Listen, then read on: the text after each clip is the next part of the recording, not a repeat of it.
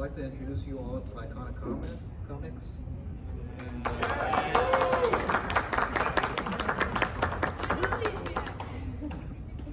I'll have them introduce themselves from left to right, I guess, from your guys' perspective. I'm Douglas Ernst. I'm the creator and writer of Soulfinder. I'm Scott Mallon. I'm the artist on Kindred Heavens. I'm Bryce Beal. I'm the writer of Kindred Heavens. Sven Stoffels, I'm the creator of Butch Gillian. Timothy Lim, creator and artist of Kamen America. All right, and I wanted to touch on you guys with some of your career beginnings. Like, how did you get started, and how did Iconic Comics become a thing? I got my start about a decade ago as a merchandising artist for licenses like Marvel, Lucasfilm, Hasbro, primarily in merchandise and t-shirt and print designs. And from then, I transitioned into comic work, doing covers for IDW and variant covers for comic book stores, until finally Antarctic Press came around at some point and liked my art and said that they would greenlight any project that we wanted to do that was comics related. And the rest is history after that. What answer? How did you get your start? And with Iconic Comics. With, comics in general. Comics in general. Yeah. I mean, I have an animation background, and I only recently started to get into comics because it's a way for me to get my ideas out there more quick. They're supposed to be a long and lengthy animation process. And I don't even really remember how I got involved with Iconic Comics. We had a mutual friend, and he was like, "Can you help my buddy out?" And I was like, "Oh, do I have to?" You threw me a bone? Yeah. That's what it was. I remember it slightly differently, but.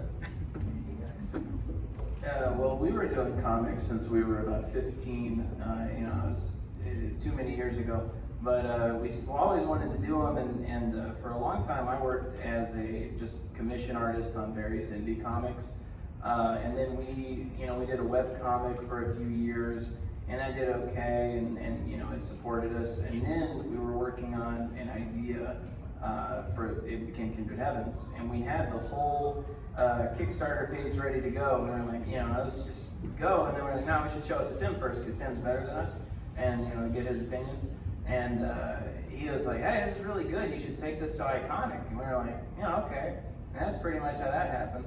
And then we're here. We have to do panels. Nice. So long story short, I worked in Washington, D.C. in the nonprofit world and in media. And on the side, I kind of critiqued Marvel Comics quite a bit, particularly Spider-Man. And through my critiques of The Amazing Spider-Man and Marvel, I actually met Tim. And Tim and I kind of hit it off. And without making a long story short, that's where Soulfinder came from, and kind of the rest is history in terms of Iconic Comics. To answer the second half of the question about Iconic Comics in general, so it kind of began with the person who runs the company, and myself, Mark Pellegrini, my co-creator and writer, and then Doug.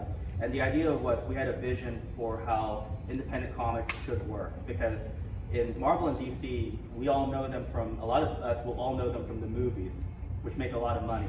But as far as their comics are going, their sales are dwindling, and no one's reading them, especially young people. Young people read manga, exactly. And so the question is, why is it that manga is outselling American comics? And a lot of it has to do with things like quality control, it has to do with the storytelling, a lot of it has the professionalism. And so independent comics, we noticed that the avenue that people were going with was crowdfunding. The problem with crowdfunded comics is that a lot of them, you have great artists and great creators who are working on them, but they have no business acumen. They can't get the books out on time, and whenever customers get angry, rather than giving a polite answer, they would a lot of times demean them, or basically treat them no better than the corporate world did. And so our idea was, rather than approaching it that way, because we're coming from the outside, Mark and I said, why don't we crowdfund our books, but let's do things like lower our prices, deliver when we promise, and make it as stellar packaging as we can, so that when they get it, they're like, this is beyond anything that we've ever encountered in crowdfunding. And luckily, I was blessed to live here for 6 years in the Belton Temple area. My wife was actually a surgery resident. And the guy who runs Iconic Comics, he had an idea, and his idea was, well, I work with Bell County Comic Con, and we would like intellectual property. And believe it or not, it's always been my dream to kind of have a publishing company. And so I said, well, guess what? The number one problem in crowdfunded comics is they can raise the money, but they can't ship the books because they never thought about logistics of fulfillment. So he created Iconic Comics to start with as a fulfillment and logistics company, and he incorporated us into it, but we weren't going to be alone because he said, well, it's one thing to just have Kamen America. We need someone else with it. And that's how Doug Ernst came into the picture, because at the same time, we were working on his project with Soulfinder. So I just say that because I know there's a lot of people here from the Belton Temple, Central Texas area, and I want you all to be proud to know that all of this takes place right here, probably less than 10 miles from where we're sitting right now. It is all done here. We don't outsource anything except the printing itself, which is typically done in other American states. The brochures that you get are all printed right here in the United States, if not in any of the local shipping businesses here. So we're very proud of Iconic Comics being centralized. And since then, we've expanded to where we have people like Scott and Bryce who aren't coming from the same world that we're coming from. They're a lot younger, and they're coming from the world of young people creating comics because they're fun and they're passionate about it, as well as guys like Sven, who are from Europe. He's from the Netherlands, and he comes from the world of animation. We have people here like Alejandro Mirabal. He's not here at this convention, but you might have met him in the last two. He works for id Software, so he was working on a little project called Doom for the last 2 years, and that's actually one reason he's not here today, was because they're getting ready for QuakeCon, which is actually next weekend. So it's good to see in the last few years, in 4 years actually, that we've expanded not only the scope of what our vision is, but also like who is interested and who kind of wants to join us under the Iconic umbrella. And what would you guys say are like your biggest inspiration as creators? Start with that. So I've said this before to some people in the room, but I basically grew up, I learned how to read on Spider-Man and Iron Man and Daredevil comics. So I've been reading comics like literally since I was a kid, when my brother would sit me in an ugly green chair and read to me. And so I just have a love of comics, and from that was a love of storytelling and writing, and that took me through middle school. I was in a program where they would ship you to the high school to writing workshops and things like that. So I've basically been storytelling my entire life, and it all draws back to Spidey and Daredevil and Iron Man. I think Scott and I's, our influences are pretty similar. A lot of Studio Ghibli, a lot of Miyazaki, a lot of older anime that we grew up with. We grew up with a lot of Dragon Ball, and we grew up reading a lot of, kind of like what Tim talked about, we grew up reading manga, not comics. I grew up reading a lot of Takeshi Obata, Naoki Urasawa, things like that. And a lot of those are what influenced my writing. Yeah. Scott, you want to say anything? Oh, he pretty much got it. Sorry, folks, I'm losing my voice. I'm letting my friend do the talking. I mean, me coming from an animation background, most of my inspiration comes from that. And it's, I mean, I grew up with Ren and Stimpy, which I loved, and some of that is, you see in Butch Gilligan too, but also stuff like Bruce Timm's Batman.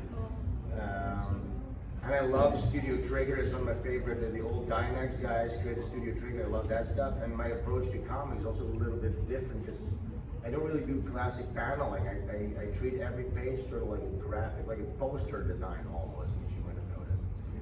So yeah, that's kind of like my I'd say, yeah, it's a mixture of both manga and Western comics.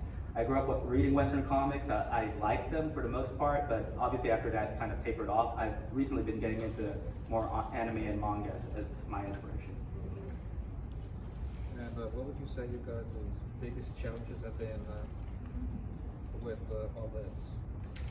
Probably the biggest challenge is all the logistics of creating the work is no problem. It's the nitty gritty of figuring out things like taxes, international shipping, what to do when, for example, you print a book and it's printed incorrectly, but you have a shipment date of 3 weeks, and so you're scurrying to find it. I don't think he'll mind me telling this story, but every year, without fail, we have those 10,000 brochures that are given out to the first 10,000 people who can get their hands on them.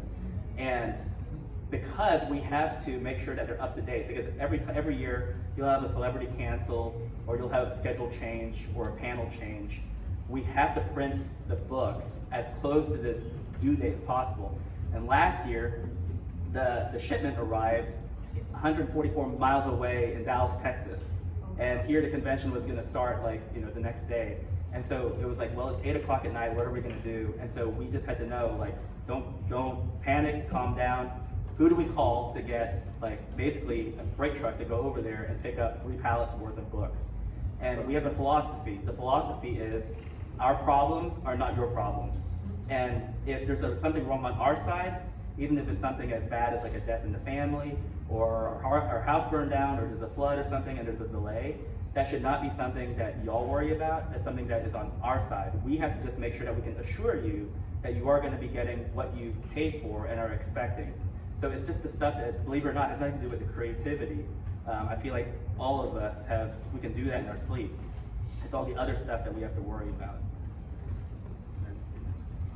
I'm next. What was the question again exactly? The hurdle, it's like what challenges. Alcoholism. Alcoholism. I mean, the hurdles. I mean, what I love about Iconic Comics is that, they do not accept somebody who hasn't finished the comic, right? You need to finish your comic first. It's not like you do a Kickstarter campaign and then you start doing it. And I've always worked that way, so I really respect that about Iconic Comics, right? So you're not waiting for your comic endlessly forever. So I really like that philosophy of it. Hurdles. Honestly, I would say the biggest hurdle that Scott and I regularly encounter, aside from like the logistics that Soulfinder mentioned, is time.